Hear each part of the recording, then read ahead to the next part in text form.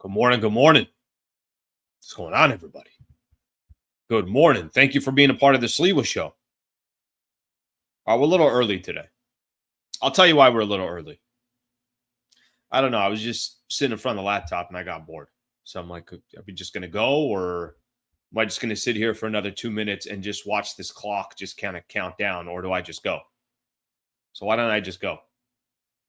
This is trying to make up for some of the times that I started at 8:01. 7:58 today. Thursday, March 13th. Appreciate you guys being a part of the show. Thank you for being a part of the Sleeper Show. Very, very much appreciate that. Hopefully everybody's having a nice morning, nice gloomy morning. I like this. A lot of people don't like the clouds and the rain. I'm the guy, give me the clouds and the rain. You know? I want to be the guy that eventually in my 60s is always telling people, man, we need some rain. We really, and then when the rain comes, I want to be the guy that says, we really needed that rain. You guys know what I'm talking about? I want to be that guy. Hopefully everybody's having a nice morning. I got some green tea here that I'm enjoying. Whatever it is you're enjoying. If you're enjoying a cup of coffee, do me a favor. Take a couple extra sips for me. Maybe even pour a little bit out for me. I know it's not a 40 and it's not alcohol, but pour a little bit out for Slee, who gave up coffee for Lent and is just surviving with tea. So hopefully everybody's doing good. Hopefully everybody's enjoying their morning. We got a busy show today. I kind of like some of the topics that came up. You know, last night I was starting to do a little bit of research. All right, what are we going to talk about this morning? And I'm like, kind of some thin picking here. But by the time I got all done this morning, I think we got a lot of good stuff to talk about. Before we get the show started, I got the quotes. People have been coming in with some quotes. They've been coming in with some phenomenal quotes. Every morning we got a quote that hopefully is something that can help others. Hopefully some type of a motivational quote that somebody can remember for the day and say, hey, I like that. So I got two quotes today. One that came from my T and the other one that came from the good old internet. All right, from the T. Love is the ultimate law of life. Love is the ultimate law of life. I like that. It's a good quote right there. Okay, there's a couple other sites that I follow to try to get some good quotes. This is a good one. I know you've heard it 1,000 times before, but it's true. Hard work pays off. If you want to be good, you have to practice, practice, practice. If you don't love something, then don't do it. That last part, I think, is the part that I care about most. If you don't love something, then don't do it. That's a great quote right there. That's a phenomenal quote. All right, let me start looking here at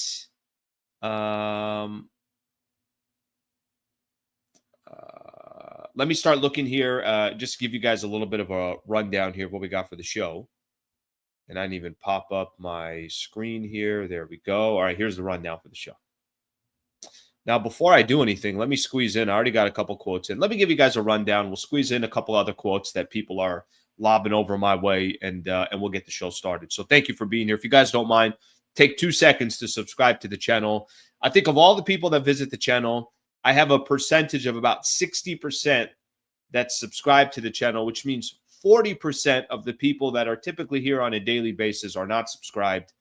Subscribing to the channel is a big part of growing the channel. It's a big part of YouTube. It's a big part of the algorithm and everything else that kind of comes into play having success on the channel. So if you guys don't mind spending 2 seconds of subscribing to the channel, I would greatly appreciate that. Okay, so let's get a little bit of a rundown. Lakers Bucks tonight. You know, I want to say, I really, really want to say this is a winnable game. I saw that Luka's questionable. I saw that Rui's out. Jackson Hayes is still out. LeBron is obviously out. But it means Dorian Finney-Smith is going to be back in the lineup, so that's some good news. But with all that being said, obviously if Luka doesn't go, I don't know how much of a chance the Lakers have. Not having Jackson Hayes is going to hurt the Lakers a lot. You got Brook Lopez and you got not having Jackson Hayes and LeBron and Rui for that matter, just because of the size that the Milwaukee Bucks have. But we'll talk a little bit about what we think the chances are Lakers can maybe try to steal one tonight against Milwaukee. You know, when the Lakers traded for Luka, and this isn't the first time that this has happened, there's been some really interesting quotes from Giannis talking about big markets. We've seen some of Giannis's quotes in the past. If they're not competing for a championship, this was before they traded for Damian Lillard. He doesn't want to be known as a guy that just had a championship and stayed his entire career in Milwaukee, and that was it. That's all he accomplished. Will Giannis ever leave Milwaukee? We'll spend a little time on that conversation. LeBron left the road trip, left the Lakers. I don't think this is a surprise at all, to go back to LA to get some treatment.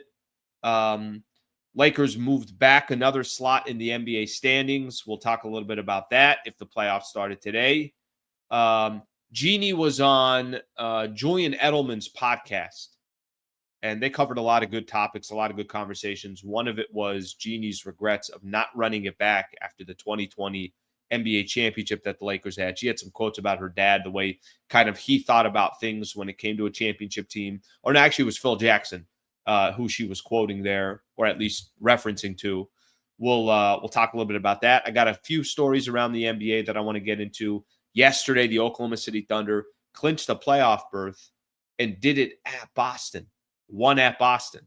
And that was without Jalen Williams. So we'll talk a little bit about that game. We'll talk a little bit about the Thunder and the Celtics and kind of what that means. And then Cooper Kupp released by the Los Angeles Rams. Not really too much of a shock, but the LA Times had a really good article talking about, it was Bill Plaschke that had it, of just why the Rams had to do it, why it's a cold-blooded move, but it was the right move. So we got a few things there as well. And then, of course, as always, anything you guys got that you guys want to talk about, throw it in the chat, and we'll certainly do so as well. All right, let me look at some of the comments here, and we'll get things started here. All right, let's see if we got any good quotes here. For you gym goers, or if you need motivation, that weight ain't gonna lift itself. There you go. All right. I don't know if that's a direct shot at me saying, hey, Slee, why don't you go to the gym every once in a while, huh? All right, here's one. A man who says, I have learned enough and will learn no further should be considered as knowing nothing at all. Damn. Haile Selassie. That's a great, great quote. I like that a lot. A man who says, I have learned enough and will learn no further should be considered as knowing nothing at all. That's a great quote. Really good quote there. Angelo, Slee, I follow the Bucks, and I got to be honest, this team is a toss-up. Lakers could pull it out. Yeah, okay, I'm going to get to that in just a second. I do think between the game tomorrow against Denver and the game tonight against Milwaukee, a second of a back-to-back tomorrow, Bucks or Denver, knowing how important that game is going to be, they can gain another game on the Lakers. They can put themselves in probably a little payback for the last time Lakers played them. I think this is the game to take if you're going to take one of the two, but we'll get into that in just a second. Couple more here before we get started.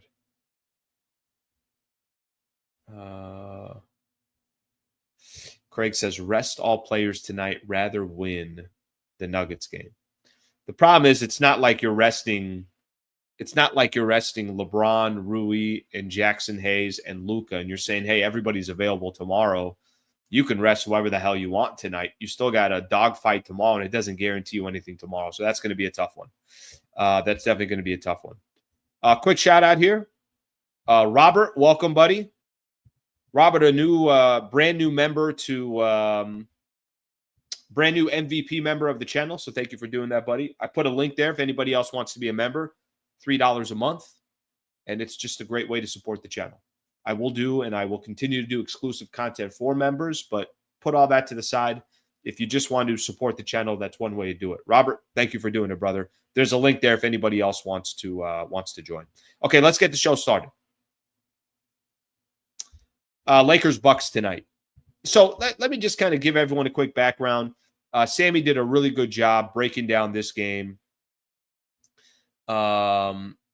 in his preview video. So just something to keep in mind that is available right now if you guys want kind of a little bit more X's and an O's when it comes to breaking down the video, or breaking down this game tonight. Kind of an interesting matchup, right? You got some ties to the Bucks. You got Taurean Prince. You got Kyle Kuzma. I actually kind of forgot Kyle Kuzma was traded right at the deadline for Chris Middleton.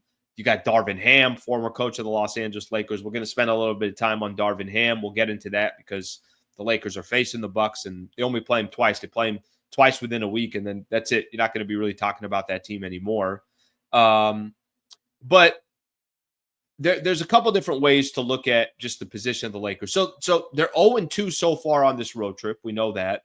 The loss against the Boston Celtics, okay, it's all good. It happens.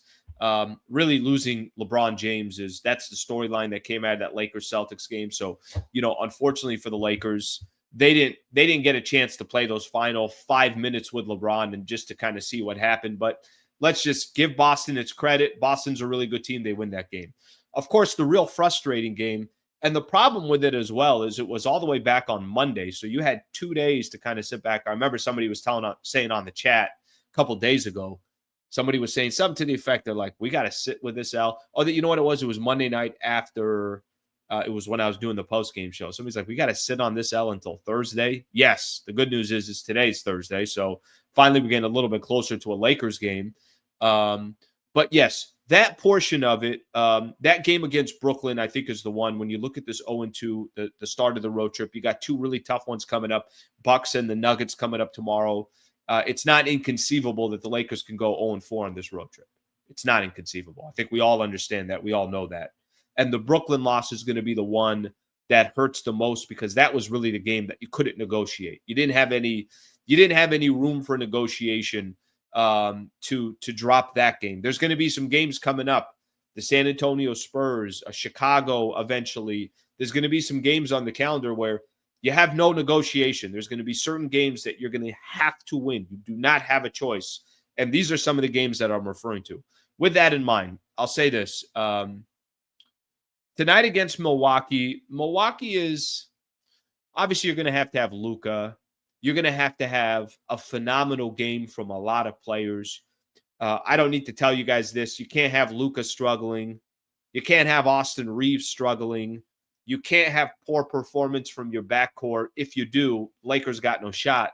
But this is going to be one of those games where they're going to need Gabe Vincent to step up again. They're going to need, whether it's Jordan Goodwin or it's Dalton Connect or it's Dorian Finney-Smith, they're going to need 4 or 5 guys in double figures. They're going to need their stars to be stars, as in Luka Doncic. And then in tonight's game, Austin Reeves is going to have to be a star. He's going to have to be a guy that's dropping 25 and he's efficient. But the Bucks are beatable. It's not like the Milwaukee Bucks are. It's not the daunting task of thinking, oh my gosh, they got Boston. Or, oh my gosh, they got Oklahoma City Thunder. Or, oh my gosh, they got Cleveland. Cleveland's looked really good in both games that the Lakers had to play the Cavaliers. What was the last one? I think it was New Year's Eve was the last one that the Lakers have. I'm watching the Cavs. I'm like, Jesus, this team, did they miss a shot? That's not necessarily the Bucks. Now, listen, the Bucks have star power. They're 36-28 overall. But something to just keep in mind, they've lost. I'm going to kind of give you guys their last 5 games or so.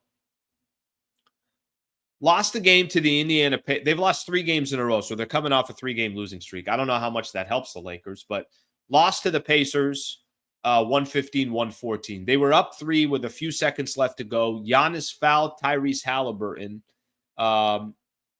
in the final couple of possessions. Actually, it was the final possession for the Pacers. He fouled him while taking a 3. It was a 4-point play for Tyrese Halliburton. Bucks ended up losing the game by 1. So that's the last time the Milwaukee Bucks have been on the floor. It was in Indiana for that loss. They lost to Pacers, Cavs, and the Orlando Magic. Those are the 3 games they lost to in a row. They do have a couple wins before that against the Mavs, against the Hawks, against the Mavs again. But again, those are not really good teams. And they also beat the Denver Nuggets, which was, a little bit surprising there. I don't know all the details of that game, so I'm not going to get into it. We know they got star power. They do. I mean, whether you want to admit it or not, they got star power. Giannis is a superstar, no question about it. The definition of a superstar, Giannis Antetokounmpo is. I'm going to read you guys something here on Giannis. So here's what Giannis is doing on a night-in, night-out basis. And this is what's going to really hurt them by not having really any size, because the Lakers do not have size. We all know that. Here's Giannis' numbers on the year. 30, rounded off, 31 points a game, 6 assists, 12 rebounds. He's shooting over 60% from the field is Giannis. I mean, just incredible, incredible stats for him. I mean, no other way to look at it. And to me, it more has to do with that final stat that I was talking about, which is his shooting percentage from the field. Now, I know Giannis is going to do a lot of his damage in the paint around the basket, but that's fine. That's his strength, and that's what he does. Dame, who I thought last year, was not impressive once he got traded to the Milwaukee Bucks. Now he's getting a full year under his belt with Milwaukee. Much better this year than he was a year ago. 25.7 rebounds, almost, if you want to round it off, 5 rebounds and 1.2 steals a game. So they got their guys. I mean, it's not like they don't have their guys. You can question what they have after that. I thought trading Chris Middleton, has been injured a lot. They're trying to go with some more youth. But Middleton was such a big piece of their team when they won a championship, big piece of that organization. So is what it is there. But I do feel like just kind of looking at this team specifically, between the two games, you got the Bucks tonight, you got Denver tomorrow. I would think tonight is more winnable than Denver tomorrow. I think it's just going to be tougher. I think by the time Lakers fly into Denver tonight, second of a back-to-back, you're missing a lot of these guys. Obviously, there's going to be a lot of question marks there. Now, what is this doing to the Lakers in the standings? I'll tell you. By just losing 2 games in a row, it's not like the Lakers fell off a cliff or anything like that, but literally just by losing 2 games in a row in the standings, this is what's happened to the Lakers. They went from number 2 in the West to number 4 in the West. Memphis has all of a sudden won 4 games in a row. They leapfrogged the Lakers.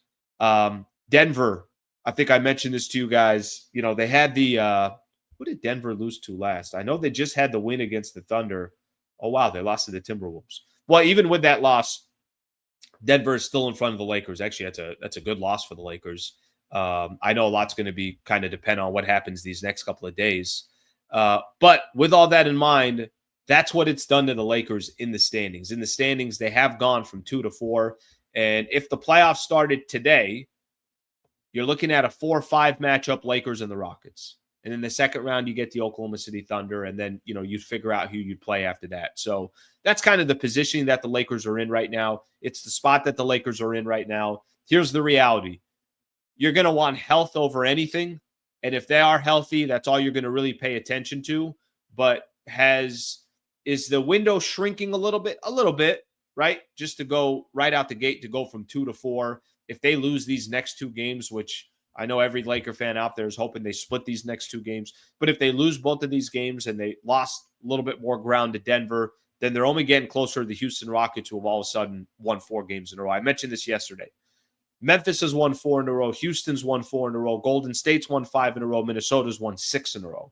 So you got a lot of teams now that are kind of hovering around the Lakers or just passing the Lakers or within a couple of games of the Lakers. So something to keep in mind in that. In regards, it's kind of funny. I was looking at a lot of Laker ties coming into this game, specifically against the Bucks. Kuz is averaging 14 and 7 a game, shooting just 30% from 3. I'm curious to see how Kuzma fits with the Bucks. I'm curious. I don't know what it's going to look like. I don't know if Kuzma was the right fit for them. I know Kuzma in Washington had to be, the guy can shoot 25 shots a game, but they were never in competition for anything. They were clearly didn't care about winning. I mean, when they signed Kyle Kuzma and Jordan Poole to big contracts, I'm like, well, that franchise isn't going to go anywhere. So we'll see what he does here. Obviously now he goes from being the second best player on a team that's not good at all to being the third or fourth best player on a team that probably is a second round exit in the Eastern Conference. I don't know. I'd be surprised if they had to match up against Boston in the second round, that they would beat a team like Boston, or they had to match up against Cleveland in the second round. I'd be surprised it'd be a team like that. You got Kuzma, his ties. You got Taurean Prince, his ties. Obviously, part of the Lakers last year, started a ton of games for the Lakers last year. And I know a lot of people had a lot of headaches when it came to that. And then, of course, the last tie is going to be Darvin Ham, which I'm going to get to in just a second. We'll talk Darvin Ham here in just a second. Before I do so, let me look at some of your comments, and then we'll get into some of the Darvin Ham stuff. Okay, let's take a look here. Over under Luka complains to refs more than 10 times. That's probably going to be happening. Robert, thanks, Lee. Been following you since ESPN LA radio days. Good Laker talk times. Thank you, buddy. I appreciate you. Appreciate you coming on to YouTube here. Not that much different. I got to be honest with you. Still get a chance to crack a mic just like I was cracking it there. Now you guys got to look at my face here. A couple of people here, not too optimistic. Let's see what else he's got. Somebody else saying Kuzma's going to take 25 shots a game. Not on this squad. He was going to do that in Washington. The only reason why the Bucks are competitive is because they have a top 5 player in the league. The rest of that roster is beatable. Okay. We are not winning this game. That's a blunt way of putting it. This is one game I have zero issue with AR jacking up threes. Yeah, listen, I kind of said this before, and I know this isn't breaking news, but if Austin Reeves plays anything like he did against Brooklyn, Lakers lose by double digits. I'm not telling you he has to drop 45 like he did against Indiana, but if this man is not around 25, they're going to be in some trouble here. Slee, I think I said playing and you laughed at me. No laughing. But listen, there's still a 6-game cushion in the loss column. I mean, I still don't think they're going to make I still don't think the play-in is going to be an issue. I still think at the worst they'd be top 6. But I still think they'll be top 5. Now, we got a lot of basketball left. A lot of that's going to also depend on when LeBron comes back. I do have a quick little update on LeBron, which I'll get to in a second. So, something to keep in mind there. Yeah, maybe you're right here. Maybe some more people are jumping on the boat here on the play-in part of things. All right, let's see what else we got here. It's a perfect storm for playing. No LeBron, and Memphis, Houston, Minnesota, Golden State Clippers are all on winning streaks. That means you got to have a lot. You got to literally have a lot of you got to have a lot of teams cooking at the right time and go from there. All right, let's see what else we got here. Look at some of these here, and then I want to talk a little Darvin Ham. Let me throw this question out to everybody here real quick. Let's talk Darvin Ham for a quick second. Okay. Darvin Ham, coach of the Lakers, now an assistant coach for the Milwaukee Bucks. If I ask Laker fans, because in the beginning of the season, Darvin Ham's name, guys, we get 2 games against the Bucks, and then that's it. There's going to be no more conversation about the Bucks nor Darvin Ham. But I just want to ask Laker fans this real quick. Darvin Ham's name has come up a ton this season. More early on in the year, I would say less over the last month and a half, 2 months. What was most frustrating to you about Darvin Ham? What was it that was most frustrating about Darvin Ham and the Los Angeles Lakers? I played a quote here. This was about a week ago. Patrick Beverley was doing one of his podcasts, and Patrick Beverley said that nobody wanted to hear Darvin Ham during his rah-rah speeches. Nothing. What they wanted to know was, give us what you want us to do on the floor. Let it show us that you know what's going on. Show us that. Give us confidence that you can tactically beat another team. So with that in mind, I'm going to kind of give you guys some of my frustrations with Darvin Ham, and I'm going to let people kind of give their opinion. This was a major, major conversation for a big part of the beginning part of the year. Last season, there were a lot of Laker fans that were frustrated with him. I'll tell you my number one frustration with Darvin Ham. I got a couple, but I'll tell you one. One that jumps into mind right away is he's too stubborn. Wasn't willing to change things. Wasn't willing to adapt. Wasn't willing to say, you know what? I'm going to put my ego to the side here. Let's pull Taurean Prince out of the starting lineup. Let's just try something different. This isn't working. That would be one of my frustrations, was just not willing to adapt enough. And I think that's actually been one of the strengths of JJ Redick. You know, we've had this conversation before on the chat that with JJ, okay, D'Lo's in the starting lineup, D'Lo's out of the starting lineup. Reeves is in the starting lineup, Reeves is out of the starting lineup. Dalton Connect is in the starting lineup, Dalton Connect is out of the starting lineup. I'm going to play this guy more in this game because he's got it going in the game against the Knicks. Even as recent as that Knicks game, Lakers had that win at Crypto. what was part of the conversation? It was, hey, Gabe Vincent's got to go and Austin Reeves doesn't. I'm going to play Gabe Vincent. And then when I do call for Austin Reeves in overtime, Reeves hits a corner three. I thought there were moments where JJ Redick went with the flow of the game rather than I'm going to stop the flow and I'm going to try to create something on my own here. So if that's kind of a proper way to put it. Okay, another frustration with Darvin Ham.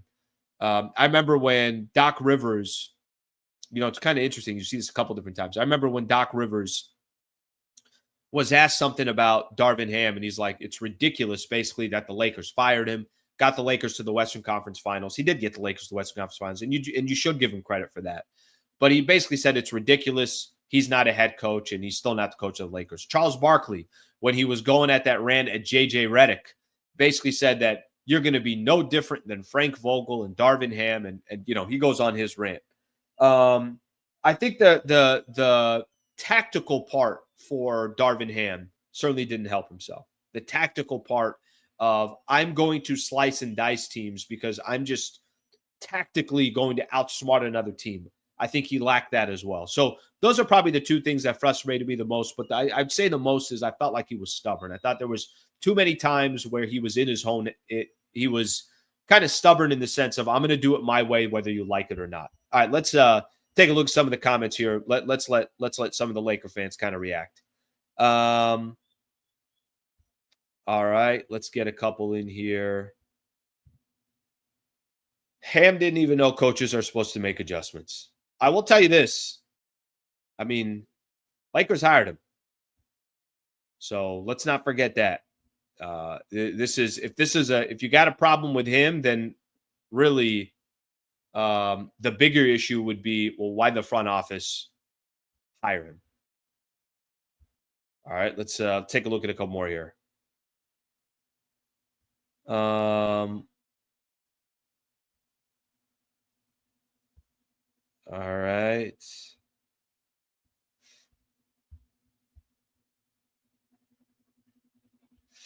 All right, let's see what we got here.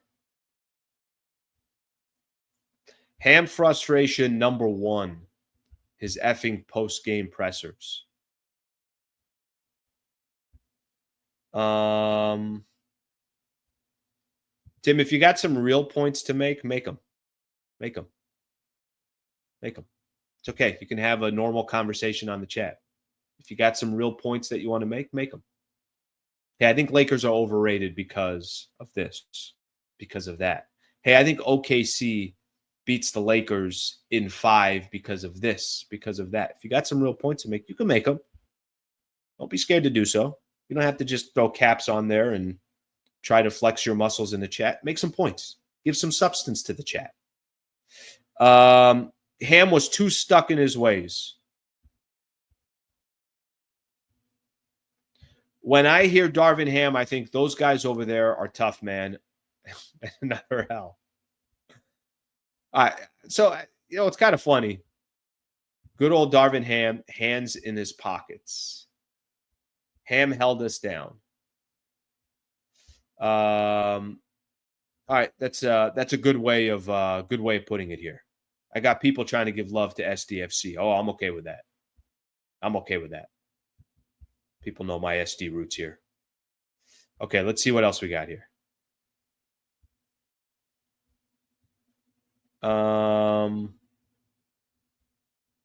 Somebody wants to show some respect for the Aztecs. Okay, we got it. Relax here.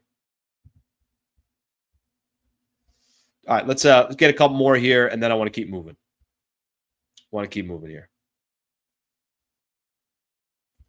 I think OKC is a young, talented team, but I'm not sure they have what it takes to win a championship. Give me a healthy Luka, LeBron, AR. I trust their experience. By the way, that is a lot of what. That's a lot of the hesitation people do have on the OKC Thunder. So if there's any hesitation, that I would say is the hesitation. His post game was terrible. Okay. So we got our Darvin Ham. Well, here's the good thing. He's not the coach of the Lakers anymore. Lakers obviously have JJ Redick, and we see what JJ Redick's been doing. Okay, let's keep things moving here. I saw this a little bit earlier. I think it was maybe this morning or last night. You know, I don't really know 100% what to make of this, but let me at least share it with everybody. LeBron returns to LA as recovery progressing well. McMenamin put this out there. If the Lakers are going to make any noise this year, we know that the only way they're going to be able to really make noise, they got to be healthy. They got to have their guys. This is no different for any of those other players that are out there. This is no breaking news. I don't care if imagine if you're the Milwaukee Bucks and Dame can't go. Okay, then that's it. Your season's over. Imagine if you're the Boston Celtics and Jaylen Brown can't go. Cleveland's 100% beating you. The Cavs got probably a little. Cavs and Celtics got really good depth. I mean, we all know that. But let me read at least this piece here of LeBron. And part of me wants to think that there's something positive in this report. Just the title of it, LeBron returns to LA as recovery is progressing well. Let me read a little bit of it.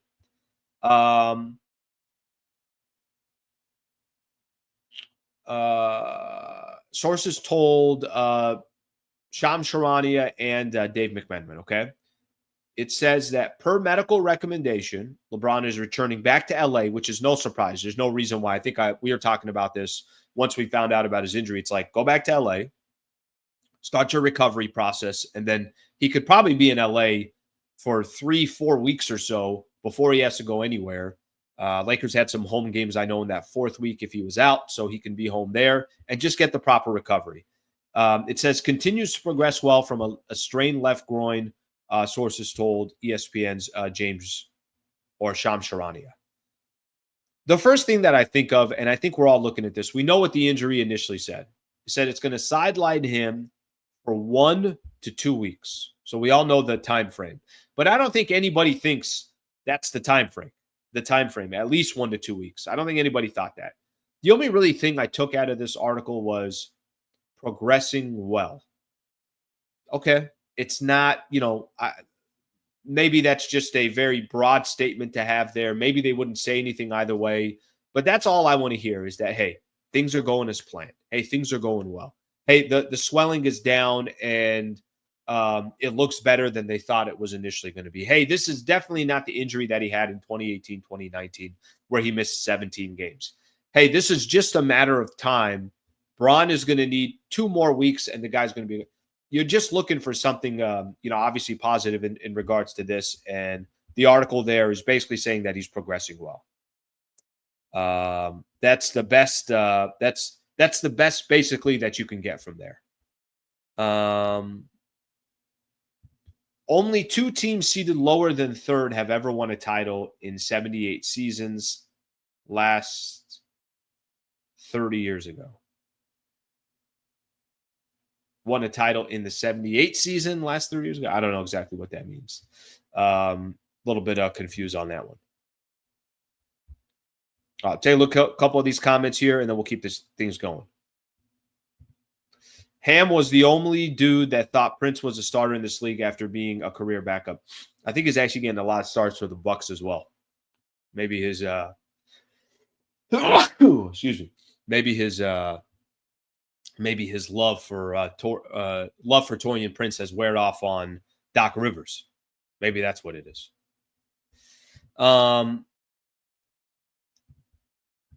There was I want to play something here for everybody. And I want to kind of jump into a new topic here. If you guys got something else on any of the other topics that we've hit on, feel free to do so. You guys can throw any of that stuff in. I want to talk Giannis here for a quick second. Giannis had some very, very interesting quotes when Luka got traded to the Lakers, so I want to play that here. But before we do, I want to give a quick shout-out here to our partner. Thank you very much to Brad Wallace and the Wallace firm. Looking forward to being there on Tuesday at their studios.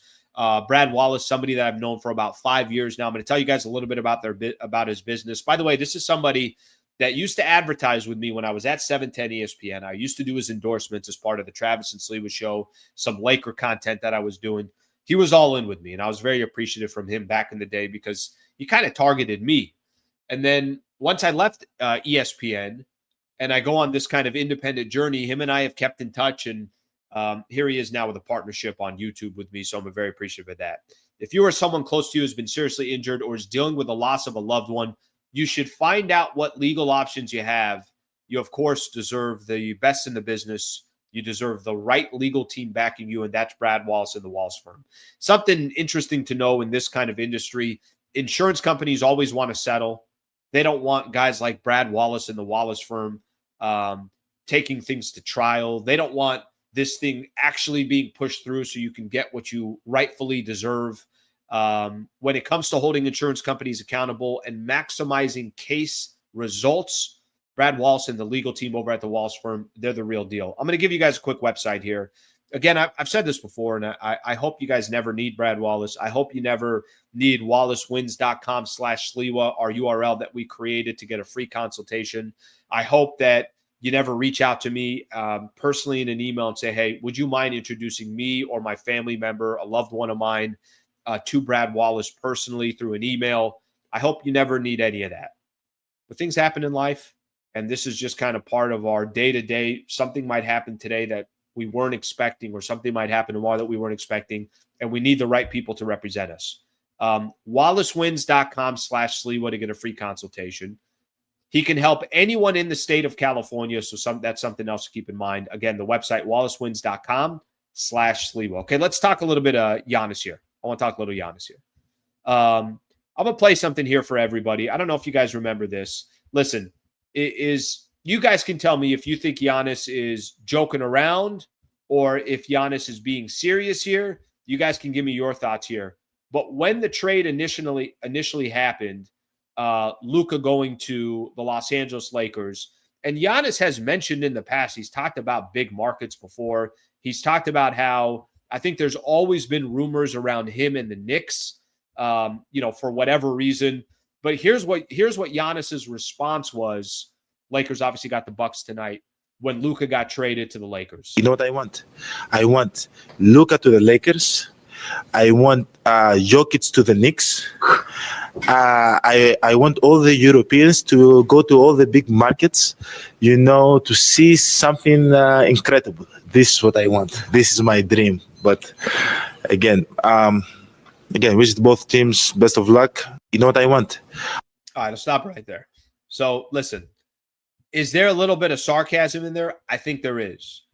But if you told me one star today that's been with his franchise for more than 7-8 years that you feel like ends up in a different market over the next couple of years, Giannis is on the top of my list. He is. If you told me right now, does Jokic end up somewhere else or does Giannis? Does Tatum end up somewhere else or does Giannis? Think of another player that's, Anthony Edwards end up somewhere else or Giannis? That one might be a little bit closer. That one actually might be a little bit more difficult. Devin Booker or Giannis, that one would probably be a little bit more interesting as well. Giannis is the one superstar that I'm not surprised in the next couple of years ends up with a different team. I mean, listen, in a perfect world, Lakers would have a shot at Giannis. I don't know what's going to happen. I do know that he's won a championship there before. I do know that he probably thinks right now Milwaukee has done everything possible to give his squad a shot of just competing for an NBA championship. So I'm sure he's appreciative of that. But of every star player that's out there right now, Giannis is the one guy that it's like, would Giannis go somewhere else? Would Giannis play with another team? What does he have left? If Giannis left the Milwaukee Bucks tomorrow and decided, I'm just making this up here, guys, I want to go play for the New York Knicks. I'm only going to go play for the New York Knicks. By the way, he's got 3 years left on his contract after this year. The third year is a player option. So you could say 2 years guaranteed before his player option. Teams typically want to trade a star or a player that they know is going to walk or they know wants to leave. They'll probably try to trade him 1 year before. So you're really looking at this year guaranteed for Giannis, next year guaranteed for Giannis in Milwaukee, and then probably a lot of question marks after that. But it feels like Giannis, if he decided to leave the Milwaukee Bucks tomorrow, what is the conversation typically going to be? Giannis is going to say, no matter what happens, I gave that franchise 10, 12 years of my career. I won them an NBA championship. But it feels like of all the players, he's said enough things and he's talked about some things before that I think make your ears kind of perk up and you're like, wait a minute, what did Giannis say? What does that mean for Giannis? Does that mean Giannis is not interested in staying there? Does that mean Giannis does want to go somewhere else? That's the one player that I will say of all the players that are out there that are stars, that's the one that I ask him, like, would the Lakers ever have a shot at Giannis? Would the Knicks ever have a shot at Giannis? Would Miami ever have a shot at Giannis? I'm just kind of naming these markets. He's been in a smaller market. He's done tremendously well. He's a top 5 player in the league. He's won an NBA championship. If he left, I'm sure he's leaving to just try a different franchise, a different market. It's not the most uncommon thing in the world. The more uncommon is Dirk, Kobe, Magic, Michael, guys that never left their team. So that's obviously more. It's much more common for people to leave. Okay, let's take a look at some of the comments here. But Giannis does. I'm telling you, Giannis to me seems like that one guy that if anybody left, it would be him. Praying for Luka, Giannis post LeBron era.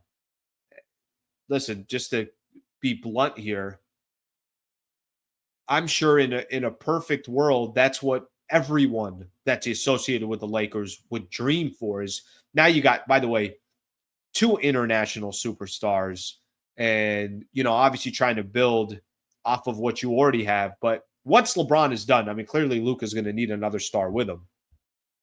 That's just how it works. You need 2 real guys to go make it happen. All right, let's see what else we have here.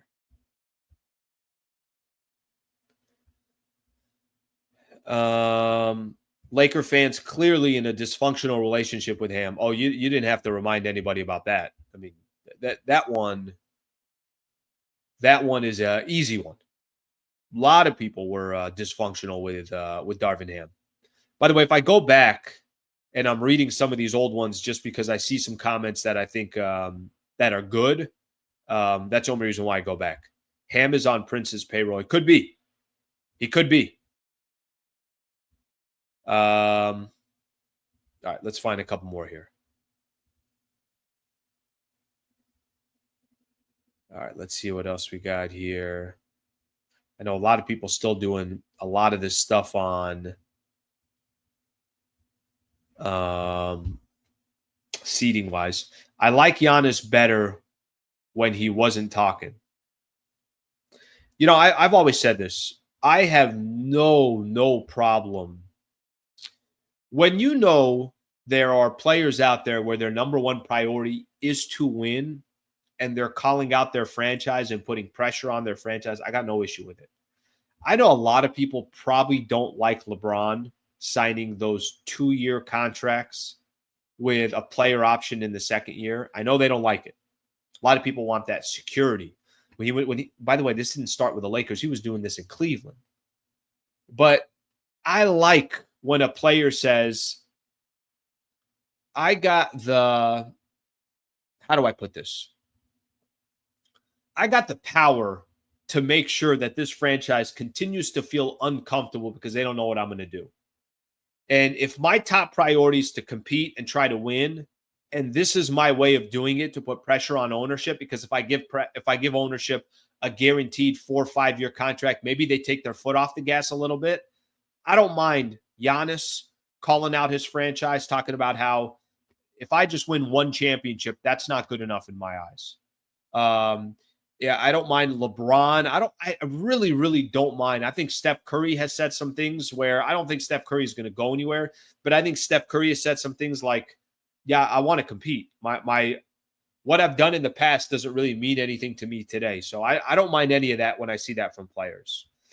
Giannis will follow Kareem's footsteps. And after winning 1 title with the Bucks, go to the Lakers to win many championships with Luka Magic. That by the way, that's an interesting tie-in right there, right? He can also very, very easily end up with a franchise like the Knicks. I have Sirius XM in my car and the NBA channel. I haven't been on the road as much, but typically I'm, driving around or I'm driving back and forth, San Diego, LA, whatever the case is. I listen to a lot of NBA Sirius XM or Sirius XM, the NBA channel. And every time I hear them mention Giannis, there's like this tie to the New York Knicks. I don't know how much truth there is to it. I don't know what exactly it is, but there's always a little bit of that. Luka Giannis equals Kobe Shaq. By the way, I'm not sitting here trying to tell you that that's where he's going. What I'm just trying to tell you is it really, really seems like there's a little bit of this. Giannis may not end up ending his career with the Milwaukee Bucks. Let's put it that way. Let's see what we got here. More likely we get Embiid. Okay. Yeah, that ain't happening. We don't even know if Embiid, this man's going to be able to play and how he'll be able to play moving forward. All right, let's see what else we got here. Did you guys see this? There was I want to get another thing. This is going to go a little bit to the side here, but I mentioned this as we were just prepping, and I mentioned that Jeanie was on Julian Edelman's podcast. So Julian Edelman has a podcast.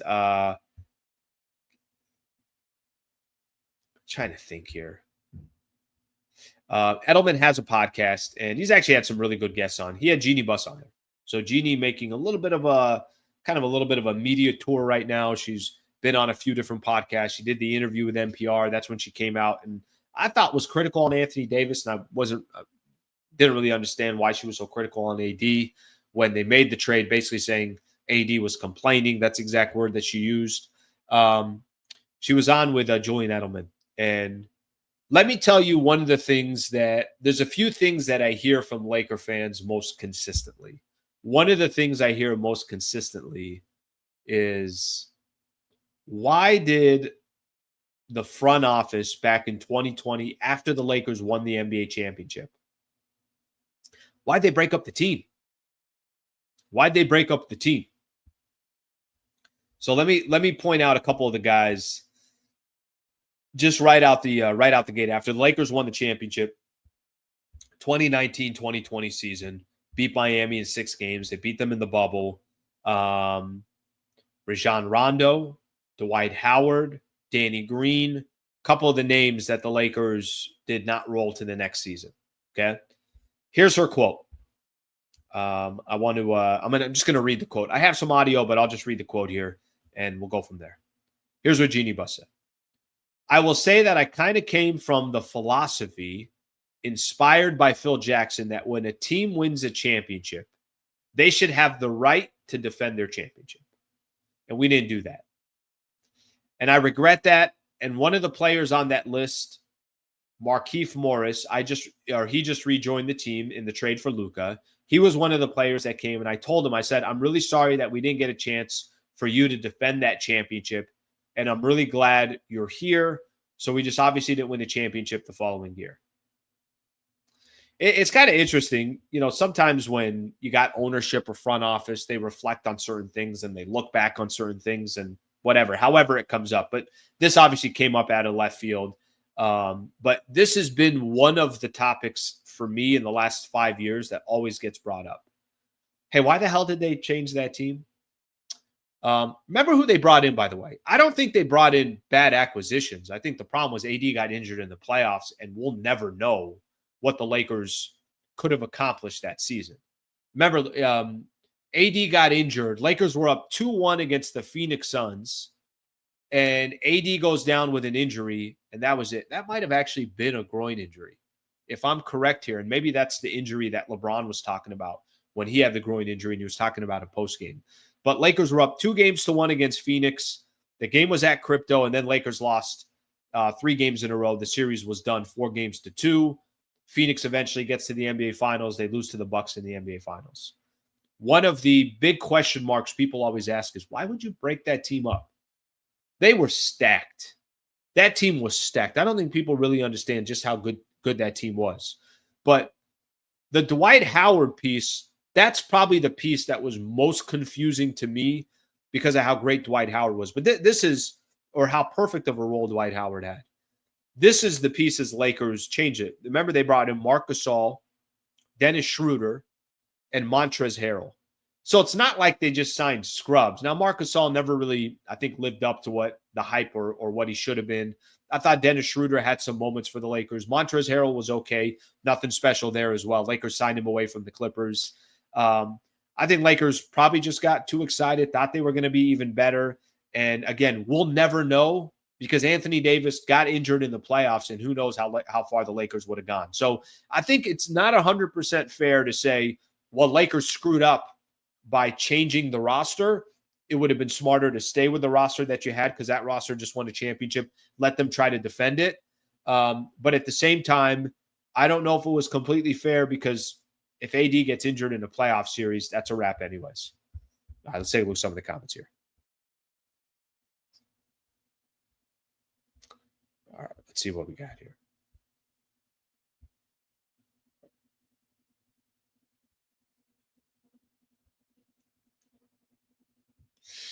Slee, I was at the game. I remember getting some nachos. Going back to my seat, and AD was in pain walking to the locker room. That was it. Season was over right after that. So there was literally nothing left after that. Howard, Marc Gasol, Howard. In retrospect, you're right about that. Rondo, here's the problem with Rondo. He went and got paid in Atlanta. Lakers weren't able to match that contract. They just weren't in a position to. And Rondo basically used the Lakers, won a championship, was like, I'm about to go get paid, and knew he would eventually get traded, which I think is what eventually happened for him. That's a yearly thing, AD going on the IL. Yeah, you're probably right about that. They would have repeated in 2021. There would have been no bubble or 4-month gap in the season. Yeah, but I thought that was interesting that was addressed. Okay, I got another NBA thing I want to get into here real quick, and I want to talk a couple things on the NBA, a couple things on the Lakers and the Bucks to kind of close out the show, and then one thing on Cooper Kupp, and then we'll call it a show today. I'm pretty tight today. We'll be right around 9:00 that'll end the show. Okay, let's kind of jump in first to a couple of the NBA stuff. Let me read here a quick super here. Slee, you say that if Dallas only wins one ring, the trade is still a loss. If LeBron only wins one bubble ring in LA, is his tenure here a success? No, let me tell you, John, what I said. I said that Dallas didn't want to just win a ring. They wanted to win a ring with Luka. They have no choice but to win a ring. And that's the only way that you can even justify any of this. But Mavs fans don't want to just win a ring. Mavs fans wanted to win a ring with their guy. Do you think Mavs fans wanted to trade? Do you think Mavs fans wanted to trade Luka Doncic? You think Mavs fans wanted to trade Dirk Nowitzki, and they would have won a championship with Dwayne Wade? No. They wanted to win a championship, but they also wanted to win a championship with the guy they drafted that has been with that franchise that, obviously eventually was there for 20 years. They not only wanted to win a championship, but they wanted to win it with Luka. So that's what I mean by that. Winning a ring for the Dallas Mavericks, that's the bottom of what they need to accomplish without Luka. That's the bottom. Because Luka already got them to the NBA Finals, and who knows what Luka would have been able to do with them if you gave him another 10 years in that jersey. The question about LeBron, by the way, John, I appreciate the super. If LeBron wins only one bubble ring in LA, is his tenure here a success? Yes. Yes.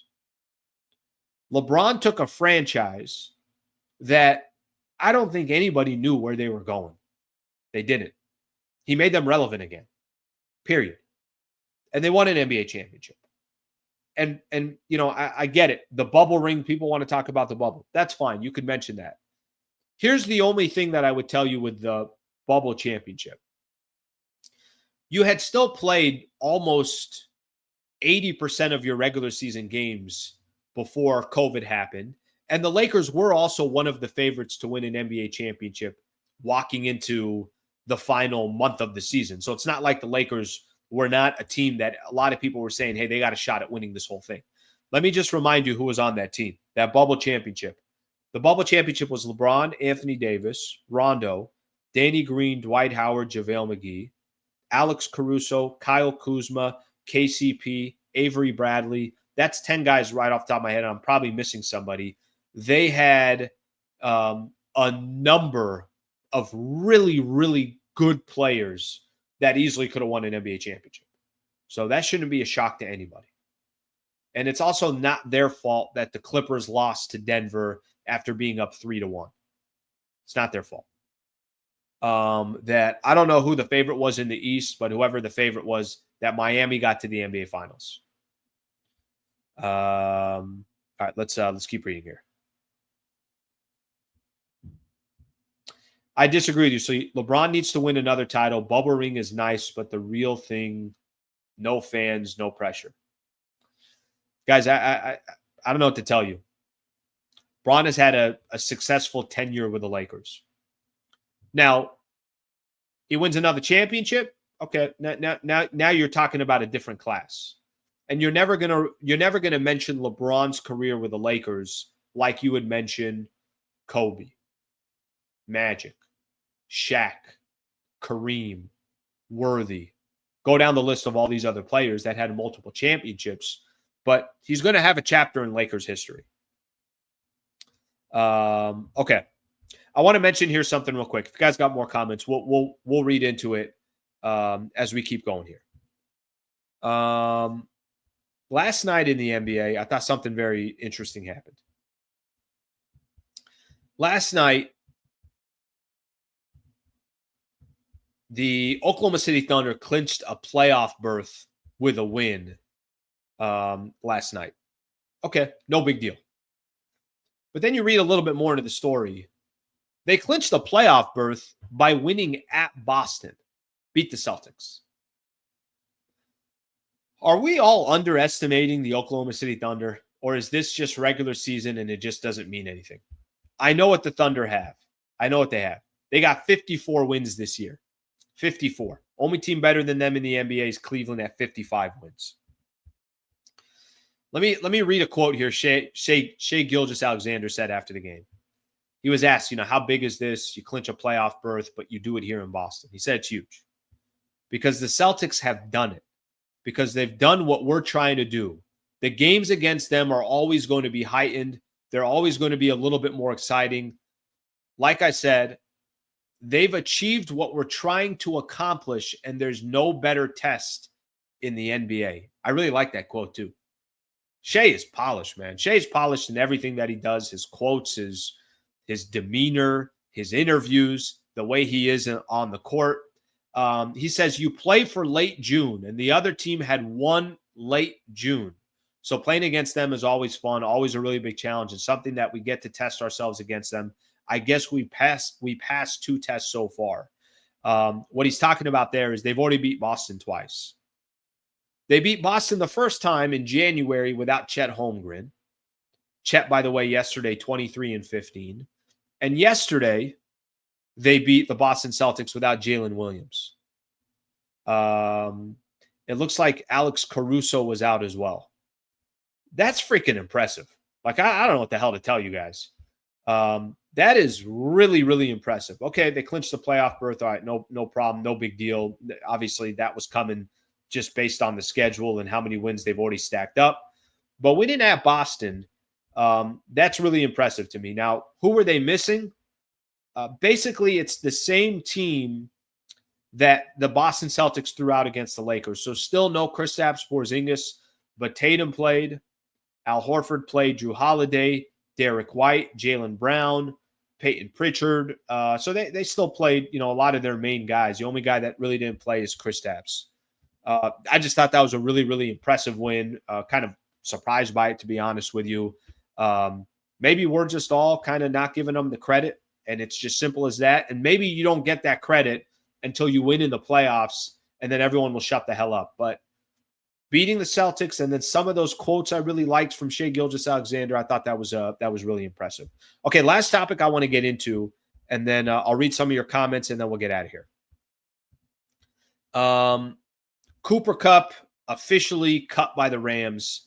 Really, really good article by Bill Plaschke in the LA Times. I think I mentioned a little bit of that. Plaschke obviously LA Times legend there. That's it. Cooper Kupp, 8 seasons with the Rams. Obviously a Super Bowl champion. One of the biggest plays in Rams history is the win against the Niners that they had. He was key in the Super Bowl against the Cincinnati Bengals. Just a phenomenal player. They release him. It's interesting in this article. And Bill Plaschke is basically saying, how can you do this?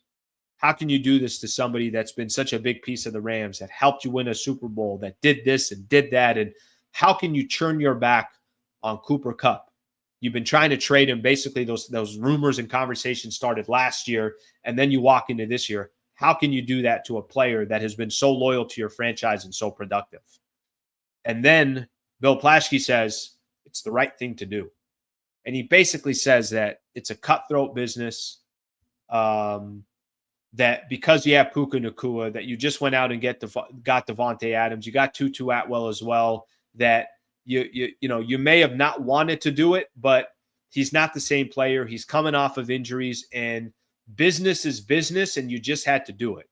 And this is kind of what the Rams have done, that it's a little bit cutthroat, even though I think they're one of the best run franchises in the NFL. But Jared Goff got you to the Super Bowl, not good enough. We'll go get Matthew Stafford. This is kind of, they drafted Todd Gurley. You reach a point, you're like, not good enough. They move on. This is kind of how the Rams operate, was the point that he was trying to make. And the point that he was trying to make is that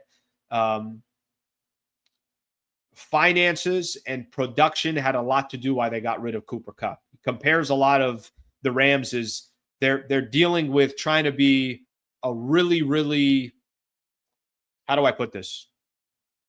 You got to be relevant with so much competition in the Los Angeles market to begin with. And of course, they want to compete for Super Bowls. I thought they put up the biggest fight against the Philadelphia Eagles, but Cooper Kupp no longer with the Rams. So I thought that was an interesting play, but a really good article of how can you do this? Oh yeah, that's the right move. You should have done this. Okay, let's take a look at a couple more comments here, and then we're going to call it a day here. All right, let me see some of the comments here. All right, I got one here from Robert. This is going back to the LeBron conversation. LeBron resurrected the Lakers from consecutive terrible years of losing and irrelevance. Without LeBron, there's no AD trade, and ultimately no Luka. LeBron to LA was good for the Lakers. Robert, I got nothing to add to that, because I think, and I talked about this a little bit earlier, I think anybody that let me tell you what I think it is. I think there are Laker fans out there that are saying, look, superstars that have come to LA and have been a part of the Lakers won more than one championship.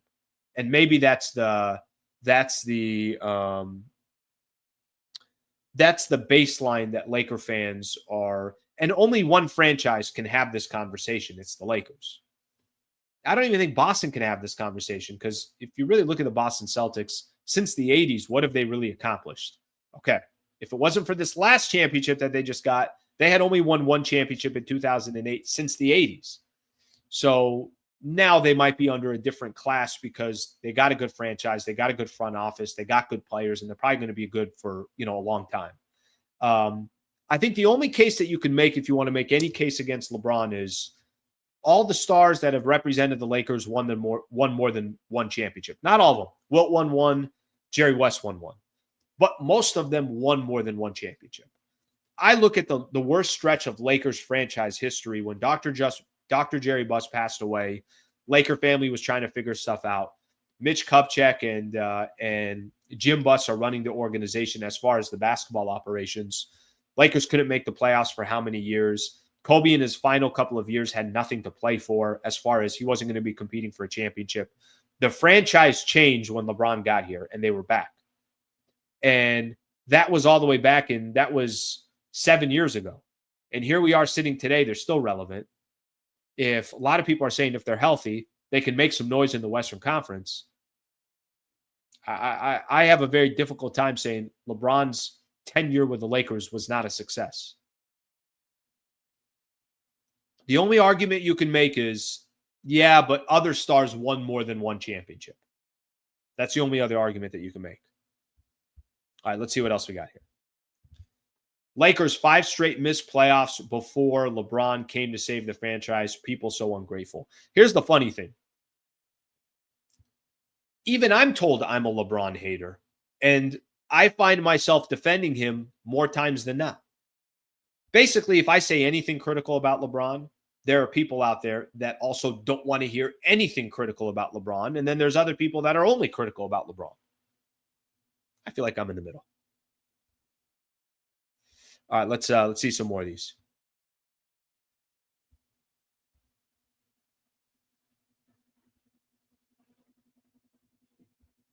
Baylor is one of the best Lakers ever. Unfortunately, retired before the championship. You're right about that. I think he retired during that season. NFL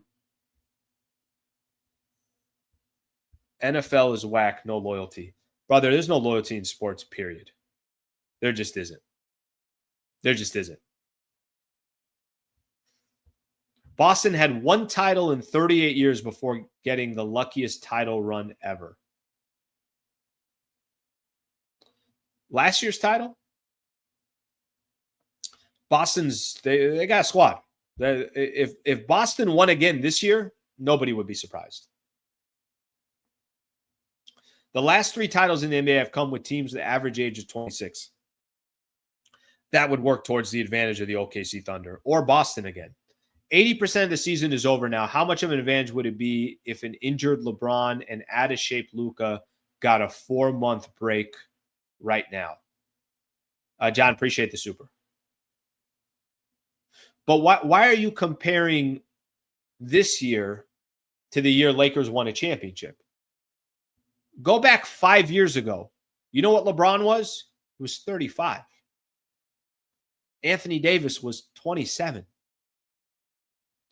Dwight Howard was probably around 35. I don't know Dwight Howard's age right now. Rajon Rondo was 5 years younger. All these Laker players were a lot younger.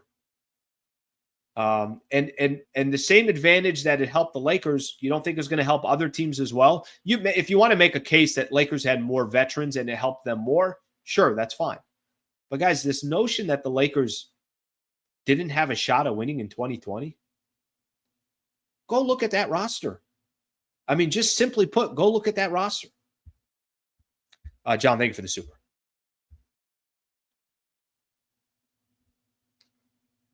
So many LeBron haters. LeBron made LA relevant after years of losing. By the way, I'm not arguing with that. He did. He did. They weren't relevant. They were relevant for the wrong reasons. They were relevant for reasons other than winning. They were relevant because of Kobe. But even that, it was like everybody kind of knew, all right, Kobe's coming to the end of his career. It was a farewell tour. I'll see what else we got here.